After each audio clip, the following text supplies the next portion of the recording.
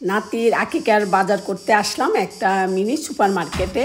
এখানে মুদি দোকানের সব আইটেম নিয়ে যাচ্ছি, তবে বাইরে সব কিছুর দাম এত ভাড়া বাড়ছে, মানে এখন আর আগের মতন মন মতন মানে বাজার করতে পারি না। যে মানে দেখা গেছে টাকা দিচ্ছি কিন্তু আমাদের মনের মতন বাজার পাচ্ছি না। এই যে এখানে পুরো কেরালাটাও ভর্তি হয় নাই, কিন্তু এখানে 30,000 টাকার বাজার।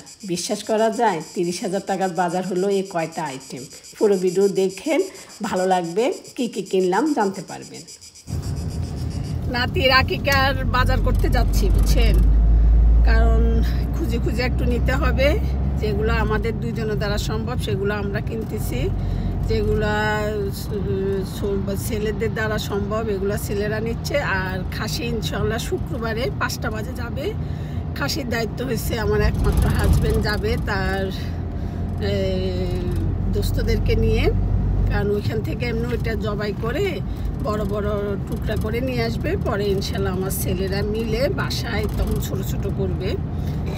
এই হচ্ছে প্রস্তুতি। ভালোই লাগতেছে এসব কাজ করতে, কারণ মানে অন্যরকম একটা ফিলিংস, কি বলো?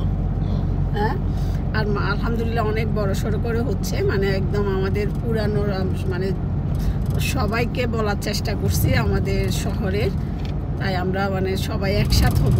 এইসব বড় বড় অনুষ্ঠান ছাড়া আসলে একসাথ হওয়া যায় না, কারণ এইসব দিকে বাসা বাড়িতে তো মানে একটু কষ্ট, তারপরেও কিন্তু ভালো লাগে। আর আমাদের এখানে এখন আকিকার সুবিধা হলো পুরুষদের জন্য মসজিদে আয়োজন করা হয়েছে, আর মহিলাদের জন্য বাসায়।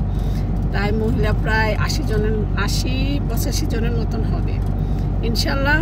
ধারাবাহিকভাবে সব আসবে, তাহলে সাথে থাকেন। কী কী কেনাকাটা করলাম শেয়ার করব। এটা হচ্ছে প্রাথমিকটা। আর আমার ছেলে সকালে এসে অন্যগুলো নিয়ে গেছে, প্লাস্টিকের প্লেট, গ্লাস, তারপর ড্রিঙ্কস, ওইগুলো। আর সালাদ আইটেম যেগুলো সেগুলো হয়েছে আল্লাহ বাসালে শনিবারে, রোববারে হলো অনুষ্ঠান। এই জন্য মানে আস্তে আস্তে আমরা কিনে এগুলা মানে কাজটা আগায় রাখতেছি। তাহলে চলুন কি কি কিনছি দেখাই আপনাদেরকে একটু। আমরা মার্কেটে চলে আসলাম। এই মার্কেটটা হলো পাকিস্তানদের মিনি সুপার মার্কেট, আর এটা আমাদের বাসা থেকে প্রায় 30 মিনিট ড্রাইভ করে আসতে হয়। তাই আজকে আমার একটা ডাক্তারের ভিজিট ছিল, তাই ভাবছি যাওয়ার সময় বাজারটা সেরে নিই। আর এইসব কাজ তো আমরা একাই করতে হবে, আর এগুলো ধরে রাখতে লাভ নাই। এই জন্য আমরা মানে আমাদের দ্বারা যেটা সম্ভব সেটা আমরা করতেছি। ছেলে যেটা করা দরকার ছেলেরা করতেছে, আর প্রতিবেশীরা তো আছে। যখন রান্না করব তখন ইনশাল্লাহ প্রতিবেশীরা সবাই মিলে, সবাই বলতে মানে 2-4 জন এসে আমাদেরকে রান্নাটা করে দিবে, এবং কি যখন আবার সবাইকে খাতিরদারি করে খাওয়ানো দরকার হয় সেটাও প্রতিবেশীরা করবে। ওইগুলোর জন্য এখানে সমস্যা হয় না। তবে সমস্যা হয় এখানে এগুলাই যে খুঁজে খুঁজে বাজার টাজার সবে করতে হয়। আল্লাহর নাম নিয়ে প্রায় 300 জন লোকের বাজার করতে হবে। এখানে আমাদের বাংলাদেশের মতন বাবুর্চি নেই, যে বাবুর্চি একটা লিস্ট ধরাই দিছে, সেটা আমরা একটা মুদি দোকানে ঢুকলাম আর সব কিছু পেয়ে গেলাম। এখানে কিন্তু কেমন না, এখানে যেমন যে রান্না করবে আমাদের মসজিদের হুজুর, উনি, আর ওনার সাথে হেল্প করবে আমার হাজবেন্ড বা আরও 2-4 জনে মিলে হেল্প করবে। তাই ওই হুজুর উনি আমাদেরকে একটা লিস্ট দিয়ে দিছে। এখন লিস্ট এটা খুঁজে খুঁজে নিতে হবে। আর এই সুপার মার্কেটটা আসলে না মাথা ঠিক থাকে না, এত সুন্দর সুন্দর আনকমন জিনিস পাওয়া যায়। এই যে দেখেন, এটা হচ্ছে ডাব, থাইল্যান্ডের ডাব। আর ডাবের প্যাকেট করছে কি সুন্দর দেখছেন। এইসব প্যাকেট করে জানান বাংলাদেশের 100 টাকার ডাব এখানে হয়েছে 400 টাকা, বুঝছেন। এই হয়েছে মানে ইউরোপের অবস্থা। যে আলু আমরা বাংলাদেশে কেজি কিনি খাই 50 টাকা মনে হয়, এই আলুর কেজি হয়েছে 400 টাকা। তবে এখানে 3 ধরনের আলু পাওয়া যায়। যেটা লাল সেটা কিন্তু প্রচুর মিষ্টি, আর 2 রকমেরটা হয়েছে হালকা মিষ্টি, কারণ কেউ পছন্দ করে মিষ্টি বেশি, কেউ পছন্দ করে হালকা। আর আম দেখলে তো আমার দুঃখে বুকটা ফাটে যায়। যে আম আমরা দেশে একজনে কিনি 1 মণ, সেই আম এখানে কিনতে হয় 1 কেজি বা 2 কেজি করে। এখন কি করব, কারণ আমরা তো আর বেতন ওইভাবে পাই না, যেভাবে জিনিসপত্রের দাম বেশি। যেমন এই সিজনে মাত্র 2 বার আম কিনছি, আর এটা হচ্ছে পাকিস্তানি আম। এগুলো আমি কিনি না, এগুলোর মধ্যে আমি বাংলাদেশের মজাটা পাই না। আর এখানে হচ্ছে বিশাল বড় গরুর, ছাগল, হাঁস, মুরগি সব ধরনের মাংস পাওয়া যায়, মাছ পাওয়া যায়। তারপরে এইদিকেও ফ্রোজেনের সব কিছু পাওয়া যায়, পরোটা, সিঙ্গারা এগুলা। কিন্তু আজকে আমি বেশি এগুলা মানে মাসিক বাজার করতে আসি নাই, আজকে হচ্ছে আমার নাতির আকিকার বাজার করতে আসছি। আর নাতির আকিকার বাজার এগুলো খুঁজে খুঁজে নিতে হচ্ছে, এক একটা এক এক জায়গায়। এখানে তো তাদেরকে হয়তো বা একটা আইটেমের কথা জিজ্ঞেস করা যায় যে এটা কোন পাশে আছে, কিন্তু সবগুলোর জন্য তাদেরকে বিরক্ত করা যায় না, কারণ এখানে তাদের কাজ করার লোক আছে, কিন্তু তারা তাদের কাজ করতেছে। তাদের মাল দেখা গেছে যারা মাছ মাংস নিতে আসছে তাদেরকে তারা কেটে দিচ্ছে, বা অন্য সাইডে যেমন এখানে সব ধরনের মাংস আছে বুঝছেন, গরুর জিহ্বা থেকে শুরু করে গরুর পায়া, ঘিলা, কলজা, তারপরে ছাগলের মাথা, সব কিছু পাওয়া যায়। যেমন এগুলা তারা একদম কাটি বা কিমা করে, যারা কিমার দরকার হয় কিমা করে দেয়, যাদেরকে কেটে দেওয়ার দরকার কেটে দেয়। তবে আমি এখান থেকে মাংসটা আমাদের বাসায় নিই না, কারণ আমাদের কাছে এখানে মাংসটা ভালো লাগে না, মানে মনে হয় যে একটু বয়স্ক গরুর, সিদ্ধ হতে চায় না। আমরা কিনি মরক্কোর দোকান থেকে, ওইখানে গরুর গোস্তগুলো ভালো। আর পোলাও চাল দেখেন কত ডিজাইনের, খালি পোলাও চাউলে। এখন আমাদেরকে হুজুরে বলে দিছে দাওয়াত যেটা সেটা নেওয়ার জন্য। এটা আবার এখানে 14 ইউরো করে, মানে 5 কেজির প্যাকেট, 5 কেজি থাকে এক প্যাকেটে, 14 ইউরো করে।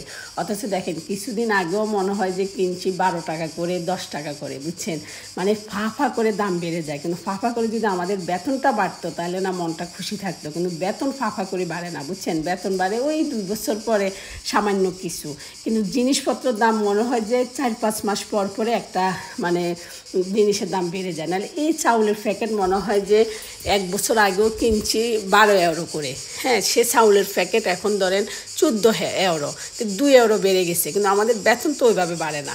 যাই হোক, তাই আমরা যারা মধ্যবিত্ত আছি আমাদের সত্যি মানে মনের মতন আমরা এখন আর কেনাকাটা করতে পারি না। তারপর শুকর আলহামদুলিল্লাহ ভালো আছি, খাচ্ছি। এখানে আজকে পেঁয়াজটাও নিয়ে যাব, কারণ পেঁয়াজ হচ্ছে 5 কেজি করে, একটা প্যাকেটে 3 ইউরো রাখছে এখানে, কারণ পেঁয়াজ লাগবে 20 কেজি, রসুন লাগবে 2 কেজি, আদা লাগবে 2 কেজি। এগুলো তো যাও সবে হাতের কাছে পাওয়া যায়, কিন্তু মশলার যে কত কিছু আছে, নাকফুল, কানের দুল, তেজপাতা, এই সে এগুলা খুঁজতে খুঁজতে আমার হাজব্যান্ড হিমশিম খেয়ে যাচ্ছে।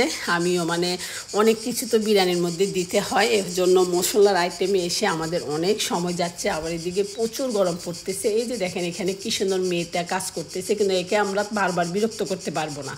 একে যেরকম আমি একবার জিজ্ঞেস করছিলাম যে আলু বকারাটা কোন পাশে রাখছে, আমাদেরকে লাইন দেখাই দিছে যে এই পাশে আছে, সে বস সে তার কাজ করতেছে, কারণ তার কাজগুলো আবার কে করে দিবে। তার তো দেখা গেছে এখানে যে আইটেমটা শেষ হয়ে যাচ্ছে ম্যাগাজিন থেকে এনে এনে সে এখানে রাখবে। আর এইসব দেশে পুরুষ মহিলারা সবাই সব কাজ করে, শুধু ম্যাগাজিনে যে কাজগুলো আছে সেগুলো পুরুষকে দিয়ে করায়, মানে ভারী ভারী জিনিস ডাউনলোড করতে হয়। যাই হোক, অবশেষে আমাদের কেনাকাটা শেষ, মানে অন্যরকম একটা ভালো লাগতেছে যে নাতির আকিকা। আমি জানি না, অনেকে আমার ভিডিওতে কয় দাদারা নাকি কথাই বলতে চায় না নাতিদের সাথে, আর আমরা দাদু নাতি দেখেন আমাদের ইচ্ছে করতেছে আমরা জানটাই দিদি, মানে জানটাই দিদি। এত ভালো লাগতেছে, মনে হচ্ছে যে আজকে যে গরমে আমি এত ঘামাচ্ছি বা এত টায়ার্ড হয়ে যাচ্ছি, কিন্তু তারপরেও আমার কাছে কেন জানি এত ভালো লাগতেছে। আর আমার হাজব্যান্ড এখন মিলে মিলে দেখতেছে যে কিরে 250 ইউরো যে চলে গেছে, মাল তো চোখে ধরা খাচ্ছে না, কারণ এখানে 30,000 টাকার বাজার, পুরা কেরালাটাও ভর্তি হয় নাই। যাই হোক, এখন দুইজনে মিলে 2টা ক্যান নিছি, ক্যান খেয়ে মাথা এবং মন দুইটাই ঠান্ডা করব, কারণ মনের মতন বাজার হয় নাই, টাকা চলে গেছে। আগে দেখা গেছে এরকম 30,000 টাকার বাজার কিনলে 2 কেরালা ভর্তি হইতো। যাই হোক, সবাই একটু দোয়া করবেন, বুঝছেন, বেশি বেশি করে দোয়া করবেন যেন সুন্দর মতন আকিকাটা যেন শেষ করতে পারি, যেন কোনো রকমের সমস্যা না হয়। সবাই ভালো থাকবেন। ওকে, আল্লাহ হাফেজ, আসসালামু আলাইকুম।